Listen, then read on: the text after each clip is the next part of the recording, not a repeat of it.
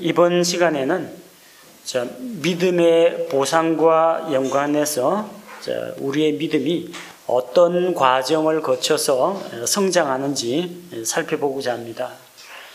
성경의 믿음은 구원 얻는 믿음이 있고 구원받은 이후에 믿음으로 살아가는 그런 믿음이 있습니다. 로마서 1장 17절에 나오는 말씀처럼 믿음에서 믿음으로, 우리가 구원 얻는 믿음에서 믿음으로 주님과 함께 살아가는 그런 믿음으로 나아가야 합니다. 구원을 얻게 하는 믿음은 우리 노력이 필요 없습니다. 오로지 하나님의 은혜에 달려있고 하나님의 은혜를 내가 받아들일 때 구원을 받습니다. 그런데 구원과 더불어 보상과 유업이 더해지는 그런 믿음이 있습니다. 이를 위해서는 우리가 앞 시간에 배운 것처럼 자기 희생이 따르고 세상과 분리되고 또 하나님을 섬기는 것이 동반되어야 합니다. 많은 그리스도인들이 단순히 구원받는 것으로 만족하고 거기에 안주해버립니다. 구원자를 신뢰한 것처럼 우리 매일 삶 가운데에서 주님을 신뢰하고 믿음으로 살아가는 그런 삶을 살아야 되는데 거기서 넘어지는 자들이 많다는 겁니다. 예수님께서 왜 오셨습니까? 내가 온 것은 양으로 생명을 얻게 하고 그리고 더 풍성히 얻게 하려는 것이라. 생명을 얻게 하고 구원을 이야기합니다. 생명을 풍성히 얻는다는 것은 우리 수명이 목숨을 여러 개 주신다는 이야기가 아니라 그 라이프가 생명이 아니라 생활, 삶을 이야기합니다. 우리에게 풍성한 생명이 아니라 풍성한 삶을 주신다는 겁니다. 그래서 생명을 얻는 믿음도 필요하지만 그 생명을 풍성하게 누리는 그런 믿음이 우리에게 필요합니다. 믿음은 자랍니다. 처음에는 연약한 믿음에서 강한 믿음으로 자랍니다. 작은 믿음에서 큰 믿음으로 자랍니다. 믿음이 그냥 이게 믿음은 어떻게 세를 수 없는 불가산 명사인데 양이나 크기를 측정할 수 없는데 작은 믿음, 큰 믿음이 있느냐? 성경은 있다고 합니다. 주님께서는 세상 일에 대해서 염려하는 자들에 대해서 무엇을 먹을까? 무엇을 입을까? 자기 먹고 쓸 것에 대해서 걱정하는 사람들에 대해서 믿음이 적은 자들아 그렇게 부르십니다. 어찌하여 그런 것을 위하여 염려하느냐? 마태복음 6장 25절에서 30절 보면 믿음이 적은 사람들 이야기가 나옵니다. 하나님을 전적으로 신뢰하지 못하기 때문에 먹고 입고 쓸 것을 위해서 걱정하는 사람들입니다. 반면에 마태복음 15장 21절에서 28절에 보면 예수님께서 저 두로와 시돈 지방으로 올라가셨는데 거기서 수로보니게 족속 가나안 여자 한 명이 자기 딸이 마귀가 들려가지고 주님께 나와왔습니다. 주님께서는 이스라엘의 잃어버린 양들에게 이스라엘 집 자기 백성에게 왔다라고 하면서 그녀를 이방인이라고 외면하셨습니다. 자녀에게 줄 빵을 취해서 개들에게 던지는 것이 옳지 않다고 합니다. 그 여자는 그런 모욕을 당하면서도 개들이라도 주인의 상에서 떨어지는 빵 부스러기를 얻어먹는다고 이야기합니다. 예수님께서 그 가나안 여자에게 말씀하시기를 내 믿음이 크도다. 믿음이 크다고 하셨습니다. 어떤 사람을 향해서는 믿음이 적은 자들이요 이렇게 책망하시고 어떤 사람을 대해서는 내가 이스라엘 안에서 이 같은 믿음을 본 적이 없다고 하면서 칭찬하셨습니다. 그리고 그 가나안 여자는 원하는 대로 그 자기 딸이 고침을 받았습니다. 믿음으로 인내하고 그 열매를 거둬들였습니다. 우리 믿음은 과연 어느 정도 수준에 와 있습니까? 그 단순히 구원받는 믿음 그 수준입니까? 그냥 지옥 형벌 면하고 죽어서 천국 가는 믿음 그 정도 믿음도 필요하고 중요한 것입니다. 그러나 거기에만 머물러 있다면요, 그건 적은 믿음입니다. 큰 믿음은 어떤 것입니까? 주님을 기쁘시게 하고 교회 성도들을 섬기고 죄로부터 승리하고, 그래서 마침내 영원한 왕국에 들어갈 뿐만 아니라 넉넉하게 상도 받고 들어가는 그런 믿음이 큰 믿음입니다. 하나님을 믿는 하나님의 백성들은 다 부활에 참여합니다. 구약 성도들도 부활할 것이요, 신약 성도들도, 환란기 성도들도, 믿음으로 살았던 사람들은 다 부활합니다. 근데 어떤 부활에 참여할 거냐는 겁니다. 단순히 죽었던 몸이 일어나는 그런 부활에 참여할 것인지, 죽었던 몸이 일어나는 것은 물론이요, 영광스럽고 상급이 약속되어 있는 더 좋은 부활에 참여할 것인지. 히브리서 11장 35절에 보면 여인들은 자기들의 죽은 자를 다시 살려서 받기도 하며 다른 이들은 고문을 당하되 더 좋은 부활을 얻으려고 구출받기를 원치 아니하였으며. 어차피 이래 죽으나 저래 죽으나 부활은 다 합니다. 나중에 몸이 다시 일어납니다. 그런데 하나님을 믿다가 순교를 당하면, 구출받기를 거절하고 순교를 당해가 죽으면 순교자의 상급과 영광이 있다는 겁니다. 더 좋은 부활에 참여할 수 있습니다. 사도 바울이 빌립보서 3장에서 이야기한 바가 바로 이것입니다. 내가 예수 그리스도의 십자가의 죽음과 부활의 권능을 알고 싶다고 했습니다. 그냥 살다가 죽으면 나중에 예수님 공중 강림하실 때 어차피 부활합니다. 근데 자기가 기대한 부활은 무엇이었습니까? 예수님처럼 십자가의 죽음 이후에 영광스럽게 되는 부활. 하나님의 왕자 오른편에 앉으시고 모든 천사들로부터 경배를 받으시고, 바로 그렇게 영광스럽게 되신 예수님처럼 단순히 몸이 살아나는 것뿐만 아니라 그 영광스러운 부활에 참여하고자 했습니다. 믿음의 영웅들, 믿음으로 살았던 이 선배들은 어떻게 그런 큰 믿음을 가질 수 있었을까요? 아브라함과 같은 믿음, 모세와 같은 믿음, 다윗과 같은 믿음. 우리는 그런 믿음의 선배들을 존경합니다. 그러나 사실 그들은 태어날 때 믿음의 용사로 태어난 게 아닙니다. 갓난아이로 태어났어요. 똑같이 우리와 똑같이 젖 먹고 배설하는 똑같은 사람으로 태어났습니다.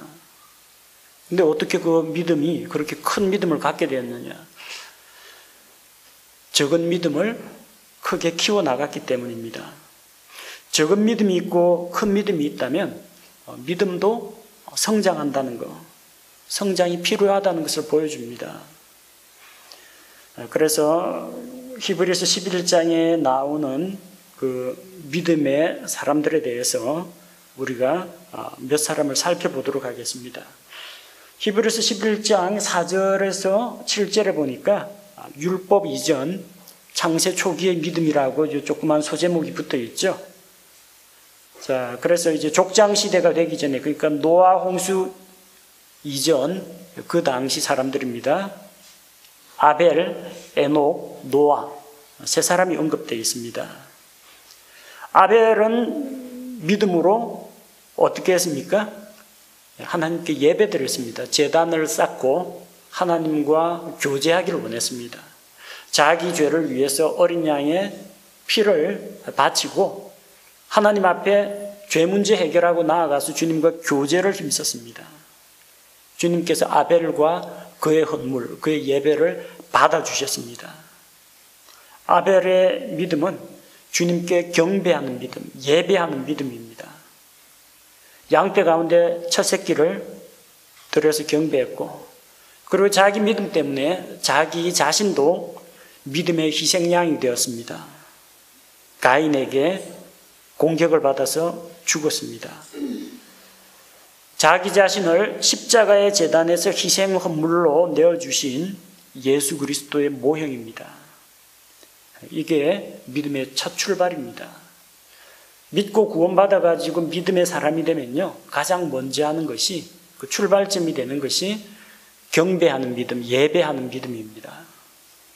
그 다음 두 번째 등장인물이 에녹입니다. 에녹은 어떤 사람이에요? 에녹이 하나님과 함께 동행하더니 세상에 있지 아니하더라. 믿음으로 주님과 동행하는 삶입니다.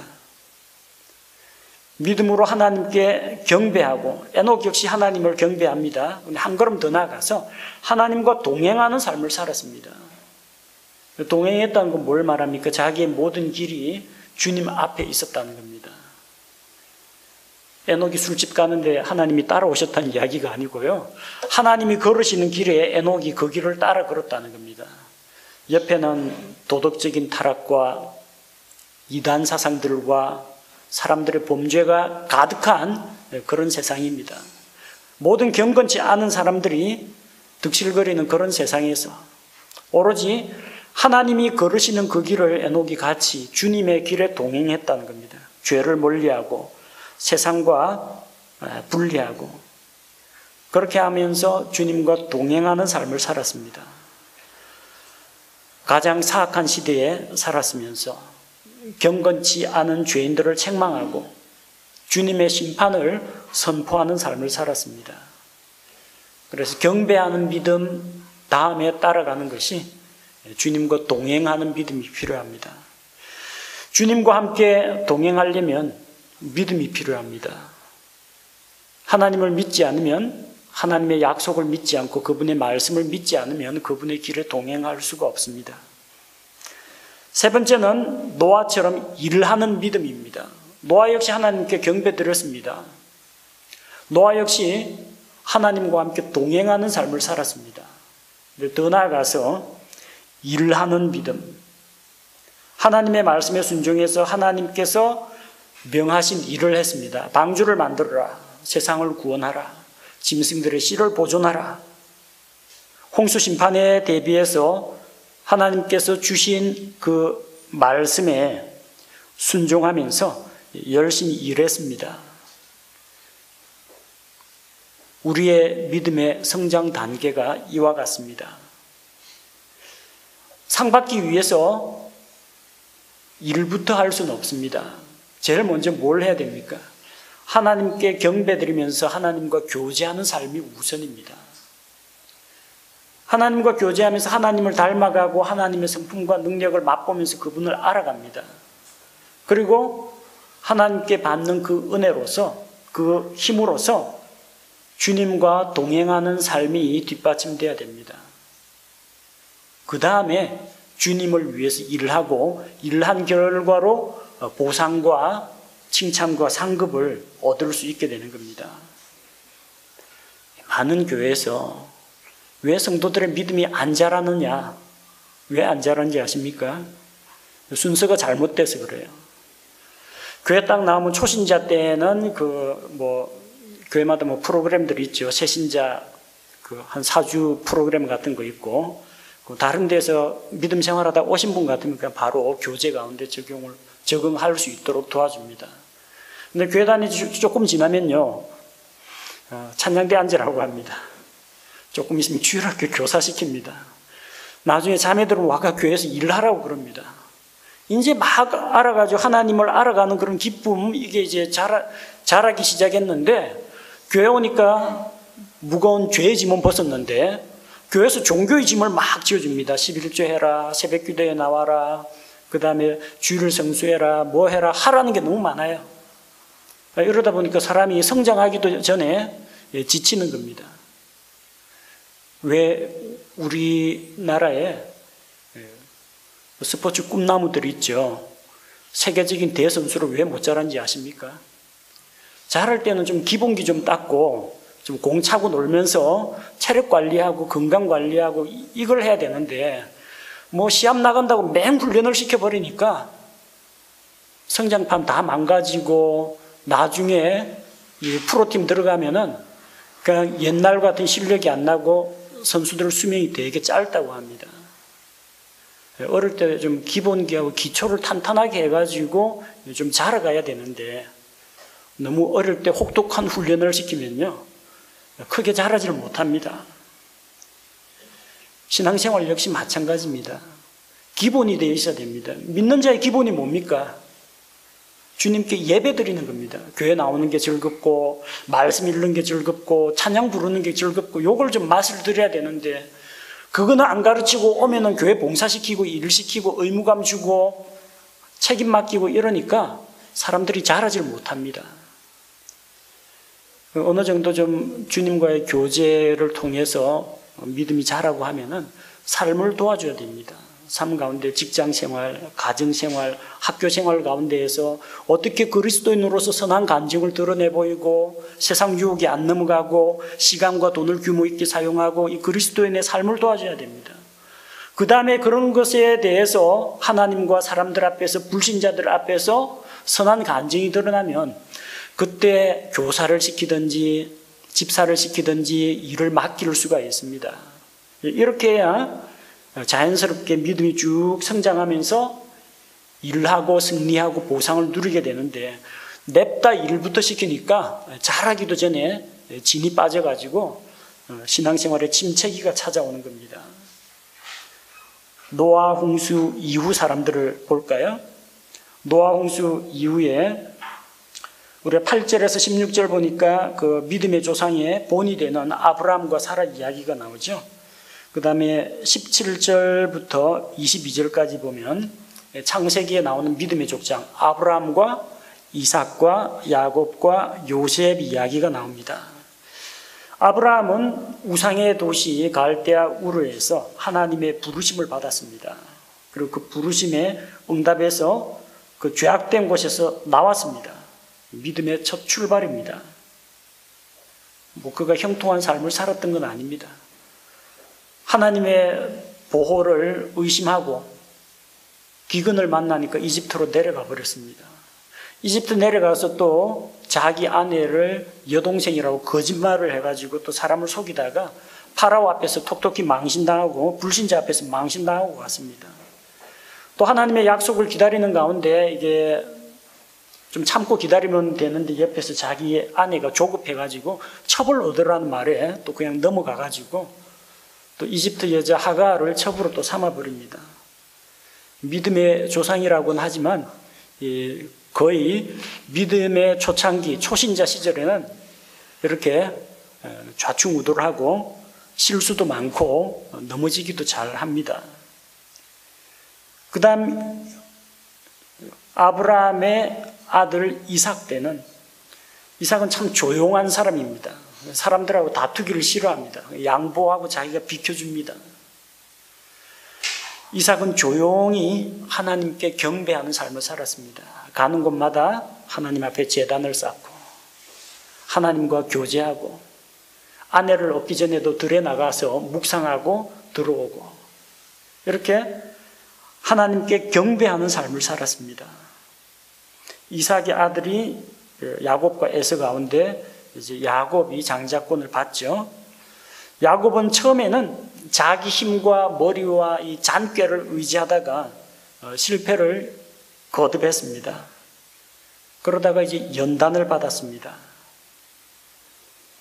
가서 바단 아람 하란 땅에 가서 아내를 얻고 결혼 생활해서 외삼촌 밑에서 악덕 고용주 밑에서 양치기 일을 하면서 직장 생활을 하면서 하나님께서 어떻게 해서 그에게 형통하게 하시고 복을 주시는지를 경험했습니다. 하나님께서 꿈에 야곱에게 나타나서 말씀하시고 갈 곳을 일러주시고 하나님과 그런 동행하는 삶을 살았습니다. 파라오 앞에 섰을 때 나이가 130세입니다. 130세.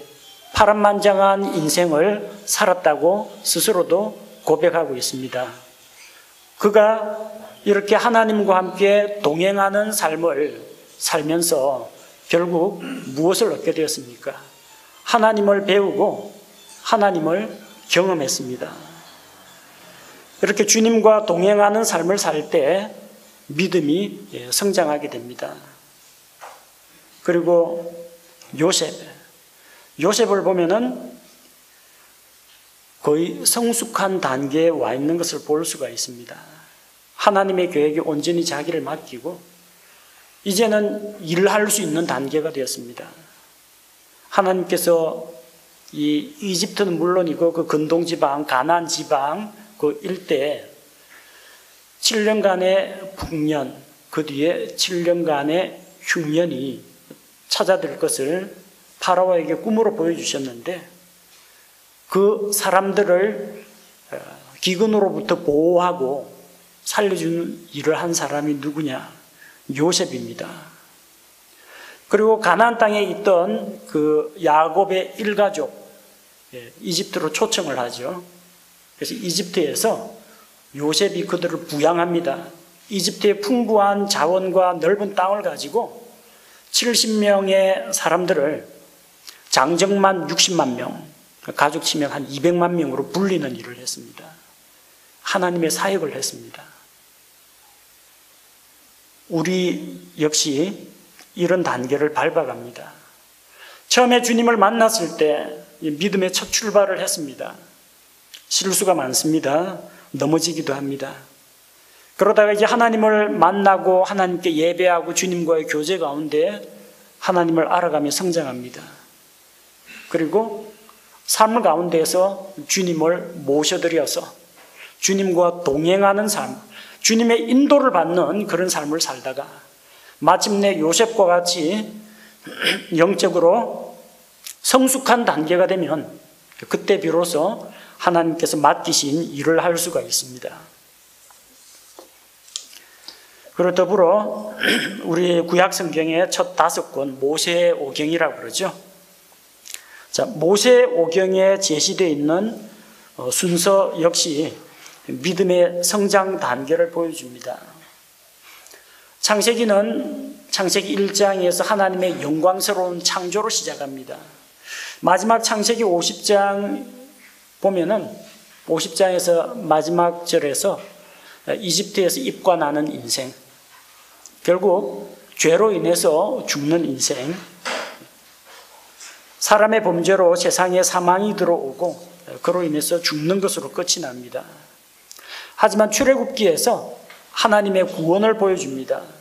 유월절 어린 양의 피를 통해서 하나님께서 이집트의 압제와 속박에서 해방시켜 주십니다.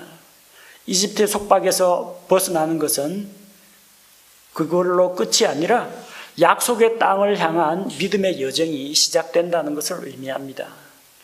그래서 믿고 구원받은 다음에 우리가 세상의 통치자 마귀의 권세에서 어린 양의 피로 구원받아가 해방된 다음에는 뭐가 기다리고 있느냐? 앞으로 나아가는 약속의 땅을 향해서 약속을 누리기 위해서 나아가는 삶이 열려 있습니다. 자, 그럼 구원받은 성도는 어떤 단계를 거치느냐? 레위기, 민수기, 신명기를 거쳐야 됩니다. 창세기, 출애굽기까지 왔죠. 출애굽기에서 구원받았으면요, 레위기가 무엇입니까? 예배하는 삶입니다. 하나님께 대한 경배, 하나님께서 이스라엘에게 율법과 제사장과 성막을 주셨습니다. 그래서 어떻게 거룩하신 하나님 앞에 이 추악한 죄인들이 나아갈 수 있느냐? 희생물을 통해서 나아갈 수가 있습니다. 제사제도, 번제, 그리고 음식 헌물, 그리고 죄 헌물, 범법 헌물, 화평 헌물. 자, 이런 헌물들을 하나님께 드림으로 죄의 문제를 해결하고 하나님과 교제하는 삶을 가르칩니다. 레위기 전반부는 예배에 대한 이야기입니다. 그 다음 뒤에 나오는 이야기는 거룩한 것과 속된 것을 구별해서 세상으로부터 분리된 거룩한 삶을 살아가는 방법에 대해서 이야기하고 있습니다. 그래서 구원받은 성도에게 제일 중요한 것이 무엇이냐? 일을 하는 게 중요한 게 아니고요, 하나님께 경배하고 하나님과 교제하는 삶을 사는 것이 가장 먼저 선행돼야 됩니다. 레위기 정도 수준이 되는 성도는요, 그 다음에 이제 민수기로 나아가야 됩니다. 민수기는 이스라엘의 광야 여정에 대해서 기록하고 있습니다. 이집트에서 나온 그들이 이제 광야 생활을 거쳐서 요르단강 맞은편까지 가기까지가 민수기입니다. 책의 원래 제목이 민수기가 아니고요. 히브리 성경의 제목은 광야에서라고 되어 있습니다. 광야에서. 이집트가 아니라 이집트와 가나안 사이에 있는 그 광야 생활을 기록한 겁니다. 민수기라고 한 것은 광야 생활 시작하면서 광야 생활 끝날 때 백성들의 숫자를 계수했기 때문에 민수기라고 하는 겁니다. 민수기 안의 내용은 어떤 겁니까? 이제 하나님의 인도를 받아서 구름 기둥과 불 기둥으로 하나님께 인도하시면 그 인도를 받아서 하나님과 동행하는 삶입니다. 구름이 성막에서 떠오르면은 일제히 출발합니다. 구름이 머무는 곳에 그들이 진을 칩니다. 하나님과 동행하는 삶을 삽니다. 그러다 보니까 가는 길에 물이 없는 사막을 만나고 어떤 때는 아말렉의 침략을 받고 어떤 때는 그 지역에 사는 이 모압 족속들의 미혹에 넘어가가지고 우상숭배와 간음을 행하기도 하고 파란만장한 경험들을 하게 됩니다. 그 광야 생활을 통해서 하나님과 동행하고 영적으로 연단과 훈련을 받고 믿음의 싸움을 싸우고 약속의 땅을 향해 나아가는 여정입니다. 이게 우리 성도들이 거쳐가야 하는 동행하는 믿음입니다. 세 번째 단계는 신명기 단계입니다. 신명기는 다시 명령한다 그런 의미입니다. 다시 신자입니다. 하나님의 명령이 아니고요. 다시 신자. 왜냐하면요. 하나님께서 출애굽기에서 명령을 주셨는데 그들이 하나님의 말씀에 불순종하고 가나안 땅에 들어가지 않겠다고 거절했습니다. 12명의 정탐꾼 가운데에서 10명의 정탐꾼들이 부정적인 보고를 하고 그 땅에 대해서 악평을 했습니다. 여호수아와 갈렙이 믿음으로 그 땅을 우리가 취하자 그러는데 백성은 하나님을 신뢰하지 않고 10명의 정탐꾼들이 전한 이 부정적인 말에 귀를 기울였습니다. 그래서 그들이 광야 생활을 하는 가운데 그 당시에 20세 이상이던 자들은 다 광야에서 죽었습니다. 여호수아 갈렙 제외하고 모세와 아론도 가나안 땅에 들어가지 못하고 결국 죽어서 이제는 그 다음 세대들만 남게 됩니다. 여호수아와 갈렙이 있고 그 밑에는 이스라엘이 그 땅을 정탐하러 갈 당시에 20세 미만이었던 자들, 그때 약 20세 정도 되었던 사람 같으면 한 60세 정도 되었겠네요. 그리고 그 이하 사람들만 남아있어요. 그러니까 이 사람들한테 다시 한번 하나님의 명령을 들려줄 필요가 있었습니다. 그래서 신명기, 다시 명령하는 겁니다. 신명기에는 뭐가 나옵니까? 너희가 그 땅에 들어가거든 행하여야 할 일, 하지 말아야 할 일, 그 땅에서 어떻게 행할 것인지를 이야기합니다. 율법의 말씀입니다. 그 땅에서 이렇게 지켜 행하라. 우상을 파괴하라. 그 땅에 있는 이방인들과 연합하지 말라. 그들과 서로 결혼 동맹을 맺지 말라. 그들의 가증한 더러운 풍습을 본받지 말라. 하나님께서 율법의 명령을 주시고 그대로 지켜 행해야 됩니다. 자, 하나님의 은혜로 믿음을 통해서 구원받은 자는 하나님께 예배드리는 법, 레위기부터 배워야 됩니다. 그 다음에는 하나님과 동행하는 삶을 매일같이 살아가야 됩니다. 그렇게 주님과 동행하는 삶을 살아가다 보면은 이제는 하나님의 말씀에 순종하는 믿음으로 자라가야 합니다. 하나님께서 우리에게 이런 교훈을 보여주십니다. 우리에게 뭘 가르쳐 주셨습니까? 믿음은 자라야 한다. 구원받은 자는 성장해야 된다는 겁니다. 어떻게 성장하느냐? 구원받은 이후 하나님께 경배드리고 주님과 동행하고 순종하면서 주의 일을 행하는 이런 순서로 믿음이 자라가야 한다는 겁니다.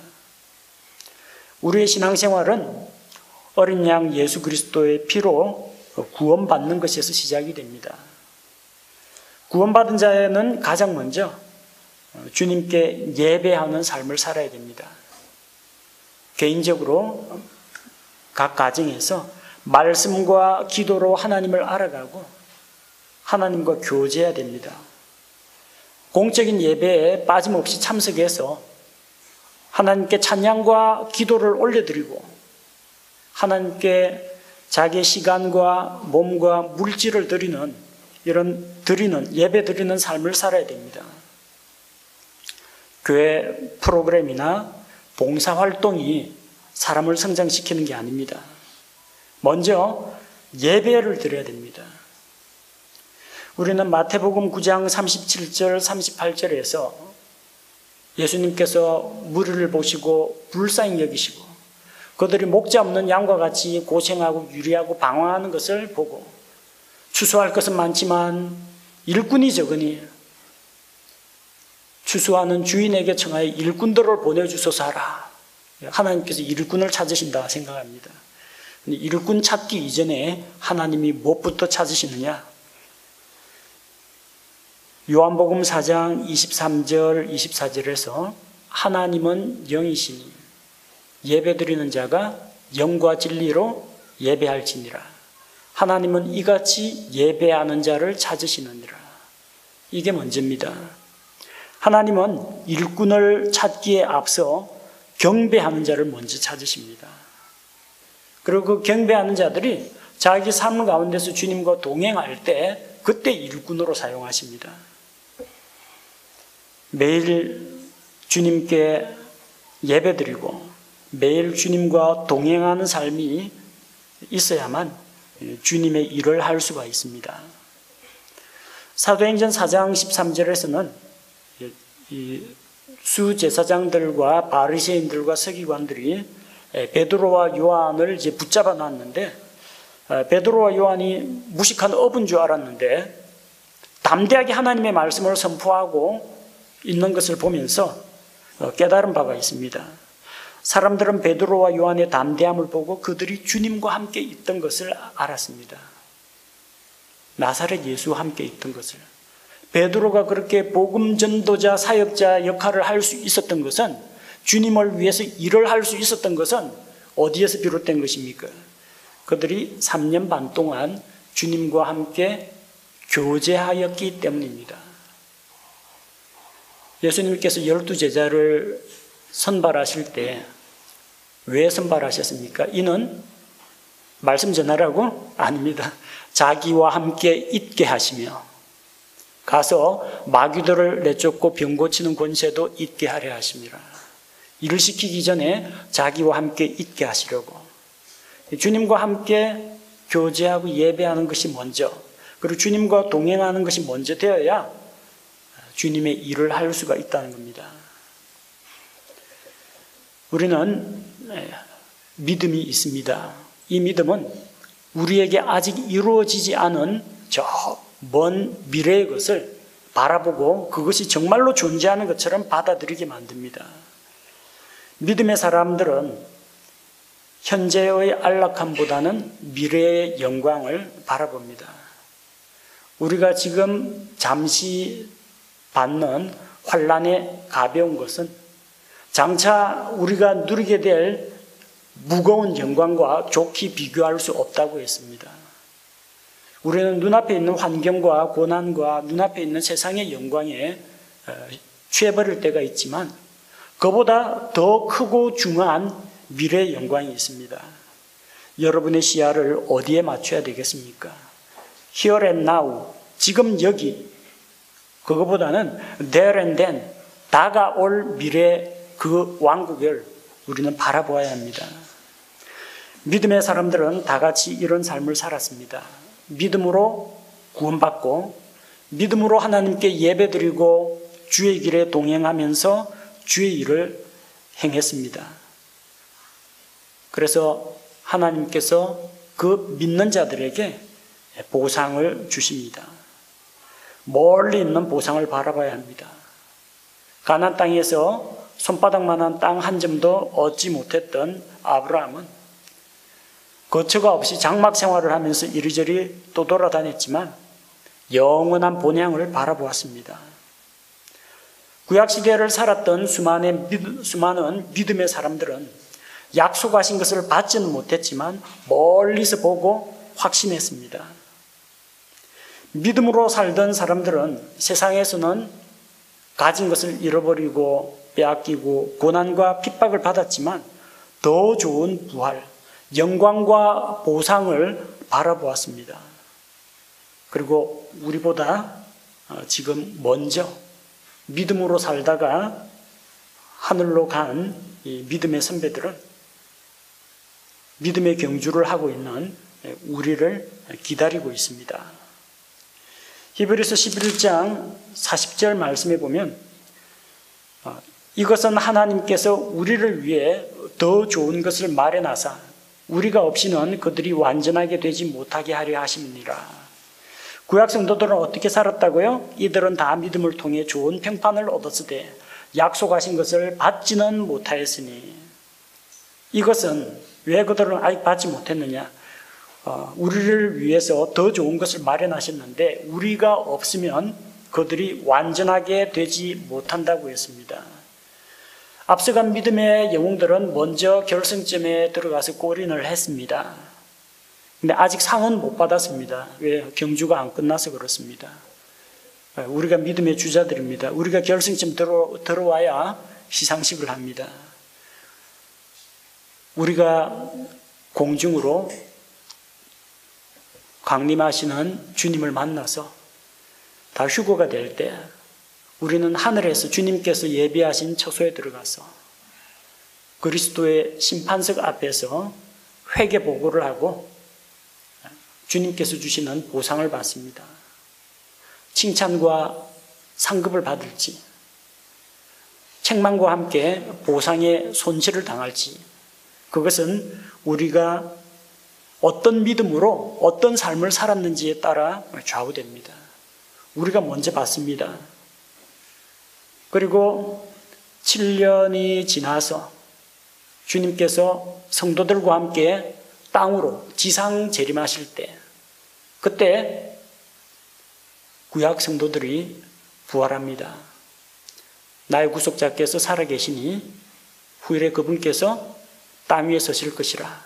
그때 나의 이 벌레가 먹어서 썩은 이 몸, 내가 내 육체를 입고 그분을 보게 될 것이라고 했습니다.